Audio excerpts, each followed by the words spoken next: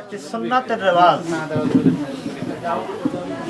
তো আমরা অধিকাংশ মানুষ যারাই মুসলমান প্রত্যেকেই কিন্তু এই সুন্নাতের খাতনা আমরা কি করে থাকি, কিন্তু আমরা যে ফরজ বিধান, আল্লাহর যে ফরজগুলো, এই ফরজগুলো অনেক ক্ষেত্রে আমরা কি অমান্য করে থাকি। তা আমাদেরকে মূল গুরুত্ব দিতে হবে ফরজ, যেটা আল্লাহ রাব্বুল আলামিনের হুকুম, আল্লাহর বিধান, এটার উপরে আমাদেরকে কি করতে হবে, আমাদের উপরে সব থেকে বেশি গুরুত্ব দিতে হবে। সামনে রমজানুল মুবারক মাস, রমজানকে আমাদের বেশি গুরুত্ব দিতে হবে। আল্লাহ রাব্বুল আলামিনের ফরজ বিধান 5 ওয়াক্ত সালাত, এটা হচ্ছে ফরজ, এর উপরে আমাদের কি করতে হবে, বেশি গুরুত্ব দিতে হবে। তো আমরা অধিকাংশ গুরুত্ব বেশি দিয়ে ফেলি ফরজের চাইতেও, কিন্তু ফরজকে কি করতে হবে, বেশি গুরুত্ব দিতে হবে, এবং সুন্নাত নফলকেও এগুলোকেও কি করতে হবে, গুরুত্ব দিতে হবে। তো সম্মানিত উপস্থিতি, আমি যে আলোচনা করতেছিলাম যে আমরা এই সুন্নাতটা সবাই মানি, কিন্তু ফরজগুলো মানি না।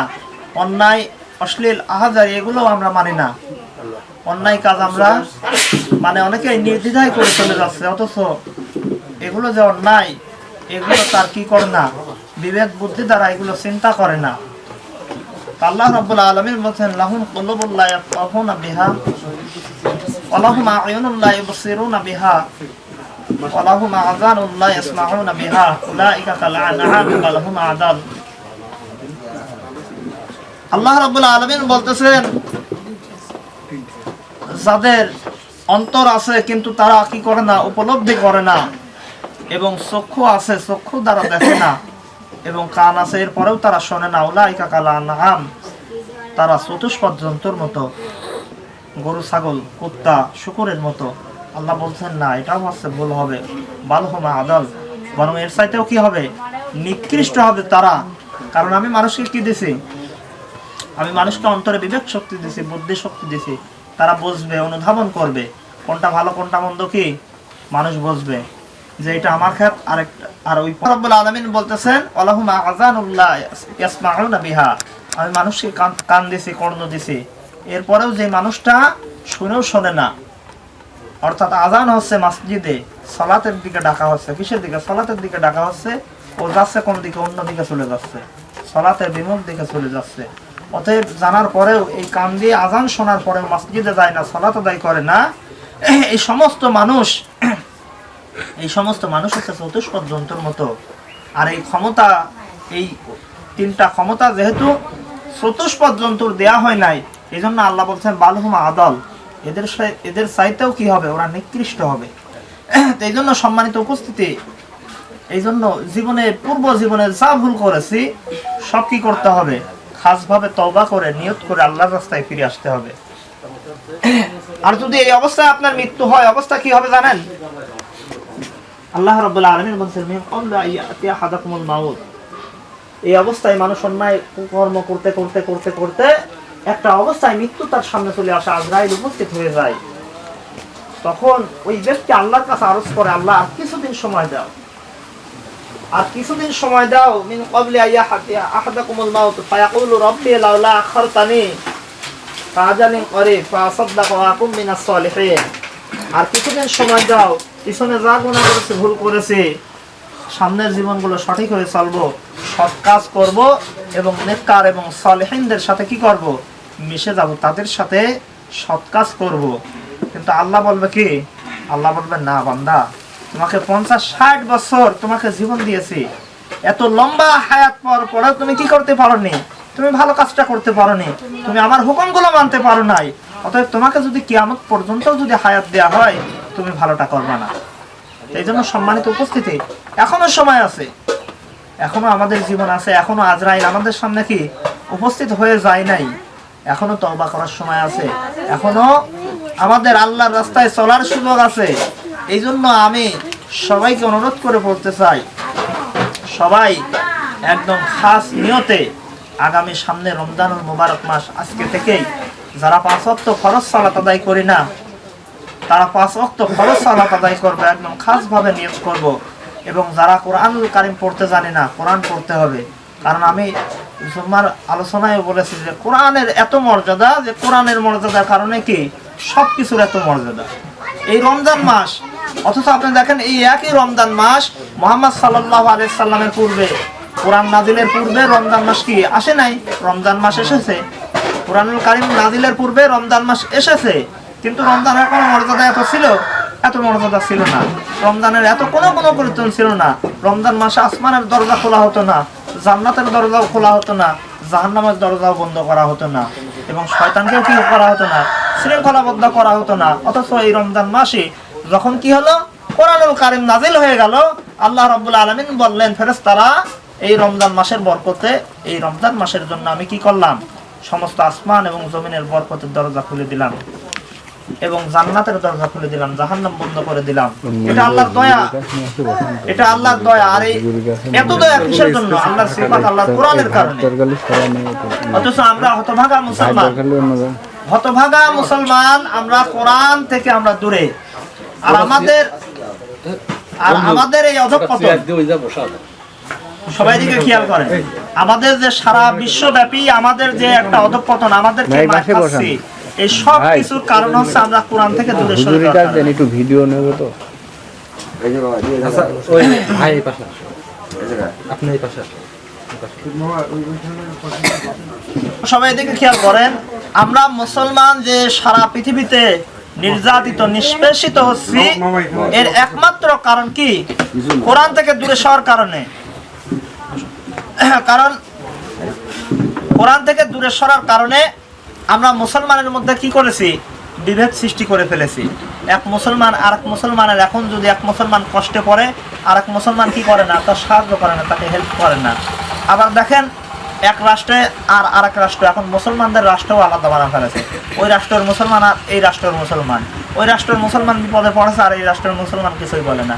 অথচ মুহাম্মদ সাল্লাল্লাহু আলাইহি সাল্লাম বলতেছেন, তোমরা মুসলমান হচ্ছে ভাই ভাই, আর সমস্ত পৃথিবীর মুসলমান হচ্ছে একটা দেহ। সমস্ত পৃথিবীর মুসলমান কি? একটা দেহ। তা আপনার দেহর পায়ে, আপনার পায়ে যদি চিমটি লাগে, আপনার অন্তর দ্বারা অনুভব হয় কি হয় না? হয়। কিন্তু আমাদের হচ্ছে না। কারণ আমাদের হচ্ছে না এই কারণ আমাদের ঈমান শক্তি খুবই দুর্বল হয়ে গেছে, খুবই লোপ পেয়ে গেছে। এর একমাত্র কারণ আমরা কোরআন থেকে দূরে সরে গেছি। আর ইহুদি খ্রিস্টানেরা এই চক্রান্ত আমাদের মধ্যে ঢুকিয়ে দিয়েছে। এবং দেখেন মুসলিম বিশ্বের যে সমস্ত কান্ট্রি ছিল, বড় বড় কান্ট্রি, এগুলো সব ভেঙে ভেঙে কি করেছে? ক্ষুদ্র ক্ষুদ্র করে দিয়েছে। আর মুসলমানদের ভিতরে এই হিংসা বিভেদ তৈরি করে দিয়েছে, যে এখন এক সমস্ত সৌদি আরব, যে সমস্ত দেশ সব সৌদি আরবের আন্ডারে ছিল, সব এখন আলাদা আলাদা হয়ে গেছে। অথচ একজন বিপদে পড়ছে, আরেকজন এখন আর দেখতেছে না। সেই জন্য সম্মানিত কিছু মুসলমানদের যে ভ্রাতৃত্ব, একজন আরেকজনের ভাই, এটা আমাদের স্মরণ রাখতে হবে এবং আল্লাহর কোরআনকে আঁকড়ে ধরতে হবে এবং রাসূল সাল্লাল্লাহু আলাইহি সাল্লামের নীতি এবং আদর্শ অনুযায়ী আমাদের জীবন যাপন করতে হবে। কারণ রাসূল সাল্লাল্লাহু আলাইহি সাল্লামের নীতি আদর্শ অনুযায়ী জীবন যাপন করা আমাদের জন্য কি? এটা ফরজ। কারণ আল্লাহ রাব্বুল আলামিন বলেছেন, লাকাদ কানা লাকুম ফি রাসূলিল্লাহি উসওয়াতুন হাসানা। রাসূল সাল্লাল্লাহু আলাইহি সাল্লামের আদর্শের মধ্যেই তোমাদের জন্য উত্তম আদর্শ লুকিয়ে রয়েছে। তো রাসূল সাল্লাল্লাহু আলাইহি সাল্লামের আদর্শকে ফলো করতে হবে। আল্লাহ রাসূল সাল্লাল্লাহু আলাইহি সাল্লাম কিভাবে সালাত আদায় করতেন, কিভাবে সিয়াম পালন করতেন, কিভাবে তার জীবন যাপন করতেন, কিভাবে তার সমাজে চলতেন, এই সমস্ত কিছু আমাদের জানতে হবে এবং ওই অনুযায়ী কি করতে হবে? আমাদের জীবন পরিচালনা করতে হবে। অথচ একটু দেখেন, সামান্য চিন্তা করে, এই দুনিয়ার ভিতরে আমরা সব কিছু বলি কি আমার। আপনার আজকে 10 বিঘা জমি আছে, আজকে বলতেছেন আমার, আর ওটা তো আপনার দাদাও বলেছিল আমার। আপনার দাদা ওইটা বলেছিল না আমার, আপনার দাদাও ওইটা বলেছিল আমার, আপনার আব্বাও বলেছিল ওটা আমার। আজকে আপনি বলতেছেন আমার, কালকে আপনার ছেলে বলতেছে আমার, কিন্তু কারোরই থাকবে না। আসমান এবং জমিন সবকিছু কার? সবকিছু আল্লাহ। ও জমিও আপনার না, আপনার ক্ষণিকের জন্য, কিছুক্ষণের জন্য আল্লাহ আপনার কাছে দিয়ে রেখেছে যে আপনি কিভাবে এটা ব্যবহার করেন। তো এই জন্য সম্মানিত উপস্থিতি, হ্যাঁ, এই জন্য এই দুনিয়াতে আমার করে কোনো লাভ নেই। আপনার কত কোটি টাকা আছে, কত তলা বাড়ি আছে। ছোট্ট একটা হাদিস বলে আমি শেষ করে দিই। আল্লাহ রাব্বুল আলামিন বলছেন, হাদিসে কুদসিতে আসছে, রাসূল সাল্লাল্লাহু আলাইহি সাল্লাম বলেন, আল্লাহ তাআলা বলেন যে পৃথিবীর সমস্ত মানুষ যদি পৃথিবীর সর্বশ্রেষ্ঠ মানুষের মতো মানুষ হয়ে যায়, অর্থাৎ মুহাম্মদ সাল্লাল্লাহু আলাইহি সাল্লামের মতো মানুষ হয়ে যায়, সবাই যদি ইবাদত গুজার এরকম মানুষ হয়ে যায়, এরপরেও লা তুতি মুলকি শাইআ, আল্লাহ রাব্বুল আলামিনের রাজত্বে সরিষা পরিমাণও বৃদ্ধি হবে না। আল্লাহ রাব্বুল আলামিনের রাজত্ব এবং ক্ষমতায় কি হবে না? সরিষা পরিমাণও বৃদ্ধি হবে না। যদি সারা পৃথিবীর মানুষ কি হয়ে যায়? মুহাম্মদ সাল্লাল্লাহু আলাইহি সাল্লামের মতো ভালো হয়ে যায়। আবার আল্লাহ রাব্বুল আলামিন এরপরে বলতেছেন সমস্ত পৃথিবীর মানুষ যদি কি হয় খারাপ হয়ে যায়, সর্বশ্রেষ্ঠ খারাপ হয়ে যায়, ইবলিসের মতো খারাপ হয়ে যায়, এরপরে সমস্ত পৃথিবীর মানুষ মিলে আল্লাহর রাজত্ব থেকে, আল্লাহর ক্ষমতা থেকে সরিষা পরিমাণও কি কমাতে পারবে না। এরপরে আল্লাহ রাব্বুল আলামিন বলতেছেন যদি সমস্ত মানুষকে, সে আদম থেকে কিয়ামত পর্যন্ত সমস্ত মানুষকে যদি একত্রিত করা হয় একটা মাঠে, এরপরে সমস্ত মানুষকে যদি বলা হয় যে যার যা চাওয়া তাই তা সে নাও, কেউ 1 কোটি টাকা, কেউ 100 তলা বাড়ি, কেউ 600 বিঘা জমি, এরকম যার যা প্রয়োজন সবাই চেয়ে নেবে। আল্লাহ রাব্বুল আলামিন বলতেছেন সমস্ত কিছু আমি একসাথে দিয়ে দেব, এরপরে আমার ধনভাণ্ডার থেকে কি হবে না, সরিষা পরিমাণও কমবে না। এই জন্য সম্মানিত উপস্থিতি, আমি এটা দ্বারা এটাই বোঝাচ্ছি আমরা যে ভালো হই এটা আমাদের জন্য। এটা কাদের জন্য? আমাদের জন্য। মানুষ কি এমন বোকা মানুষ হচ্ছে, আমি তো কিছুই বুঝি না। মানুষের বিবেক বুদ্ধি কি এতটুকু হয় না যে আমি যে কাজটা করতেছি, আমি যে ইবাদত করতেছি, এটা কার জন্য? এটা আমার জন্য।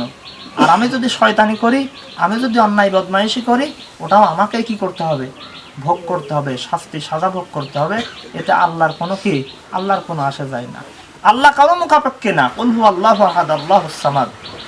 সমস্ত পৃথিবীর মানুষ হচ্ছে মুখাপেক্ষী। কার মুখাপেক্ষী? একটা মানুষের আর খুঁজে পাওয়া যাবে না। আরো অনেক এরকম অজরে নিয়ামত আল্লাহ দান করে যাচ্ছেন সেই পৃথিবীর সৃষ্টি থেকে। আল্লাহ রাব্বুল আলামিনের হাতে রয়েছে নিয়ামত, অজরে দান করে যাচ্ছে। কিন্তু আল্লাহ রাব্বুল আলামিন এই পর্যন্ত যত দান করেছেন আল্লাহর হাত থেকে কি সরিষা পরিমাণ নিয়ামত কমে নাই। সবাই বলে সুবহানাল্লাহ। এই জন্য সম্মানিত উপস্থিতি, আমি এটাই বলতে চাচ্ছিলাম যে আমরা যে ভালো কাজটা করি এটা আমাদের জন্য, আর খারাপ কাজ করলেও ওটা আমরাই ভোগ করবো। এই জন্য আমাদের বিবেক বুদ্ধি দিয়ে, চিন্তা চেতনা আমাদেরকে জাগ্রত করতে হবে এবং ইমানি শক্তি আমাদেরকে বৃদ্ধি করতে হবে এবং সমস্ত মুসলমানদের মধ্যে একটা ভ্রাতৃত্ব সৃষ্টি করতে হবে। আমরা সমস্ত মুসলমান এক, এবং আল্লাহ রাব্বুল আলামিন আমাদের প্রত্যেককে যেন ইসলামের জন্য, দ্বীনের জন্য কবুল আর মঞ্জুর করুক। এবং সামনে যে সিয়াম আসতেছে আমাদের প্রত্যেককে সহি সালামতে প্রত্যেকটা সিয়ামগুলো আল্লাহ রাব্বুল আলামিন পালন করার তৌফিক দান করুক। সকলে বলি আমিন। আমা তৌফিক ইল্লা বিল্লাহ। সবাই একবার সূরাতুল গাবান্নার রব্বানা লা তুযিগ কুলুবানা বা'দা ইয হাদাইতানা ওয়া হাব লানা মিন লাদুনকা রাহমা ইন্নাকা আনতাল ওয়াহ্হাব। আল্লাহ রাব্বুল আলামিন মহিয়ান গরিয়ান সর্বশক্তিমান আল্লাহ, জুমার নামাজ শেষ করে এসে আল্লাহ একটি অনুষ্ঠানে তোমার শাহী দরবারে আমাদের দুইখানা হাত তুলেছি মাওলা। আল্লাহ পিছনের জীবনের সমস্ত গুনাহগাতাকে তুমি ক্ষমা করে দাও, আর সামনের জীবনটা সঠিকভাবে তোমার দ্বীনের উপরে পরিচালিত করার তৌফিক দান করে দাও। আল্লাহ রাব্বুল আলামিন খাস করে মা বাপ যাদের অন্ধকার কবরে চলে গেছে, আল্লাহ কবরটাকে জান্নাতের বাগান বানিয়ে দাও। আল্লাহ যাদের পিতামাতা জীবিত আছেন এক হায়াত দারাজ করে দাও। আল্লাহ যাদের পিতামাতা অসুস্থ আছে সেফায়ে কামেলা আদেলা শেফা দান করে দাও। রব্বিরহামহুমা কামা রব্বায়ানি সাগীরা। আল্লাহুম্মা রব্বিরহামহুমা কামা রব্বায়ানা সাগীরা। আল্লাহ রাব্বুল আলামিন আমাদের আত্মীয়স্বজন যারা কবরবাসী হয়ে গেছে তাদের কবরের আযাবকে মাফ করে দাও, তাদের কবরগুলোকে জান্নাতের বাগান বানিয়ে দাও। আল্লাহ রাব্বুল আলামিন আমাদের সমস্ত বালা মুসিবতকে দূরীভূত করে দাও। সামনে রমাদান মাস, রমাদান মাসের সমস্ত রহমত বরকত আর মাগফিরাত তুমি আমাদের উপর নাযিল করে দাও। আল্লাহ সমস্ত বরকত দিয়ে আমাদেরকে তুমি পরিপূর্ণ করে দাও। আল্লাহ রাব্বুল আলামিন খাস করে অনুষ্ঠানের উদ্দেশ্যে আল্লাহ বন্ধুবার ছেলের খতনা করা হয়েছে, আল্লাহ তুমি তার কবুল আর মঞ্জুর করে নাও। আল্লাহ রাব্বুল আলামিন এই ছেলেকে তুমি দ্বীনের জন্য কবুল আর মঞ্জুর করে নাও। আল্লাহ সঠিকভাবে দ্বীনের জ্ঞান, কোরআনের জ্ঞান তাকে বোঝার তৌফিক দান করে দাও। আল্লাহ সে যেন তোমার দ্বীনের খিদমত করতে পারে তুমি তৌফিক দান করে দাও। আল্লাহ রাব্বুল আলামিন তুমি তাকে সহি সালামতে দ্বীনের উপরে অটল থাকার তৌফিক দান করে দাও। আল্লাহ রাব্বুল আলামিন এই বাড়িটাকে তুমি ইসলাম দিয়ে আর কোরআন দিয়ে ভরপুর করে দাও। আল্লাহ তোমার শান্তি এবং রহমত বর্ষণ করে দাও। আল্লাহ রাব্বুল আলামিন খাস করে আমরা যারা ঋণগ্রস্ত আছে আল্লাহ তুমি প্রত্যেকের ঋণকে পরিশোধ করার তৌফিক দান করে দাও। সুবহান রাব্বিকা রাব্বিল ইজ্জাতি আম্মা ইয়াসিফুন ওয়া সালামুন আলাল মুরসালিন আলহামদুলিল্লাহি রাব্বিল আলামিন বিরহমাতিকা ইয়া আরহামার রাহিমিন।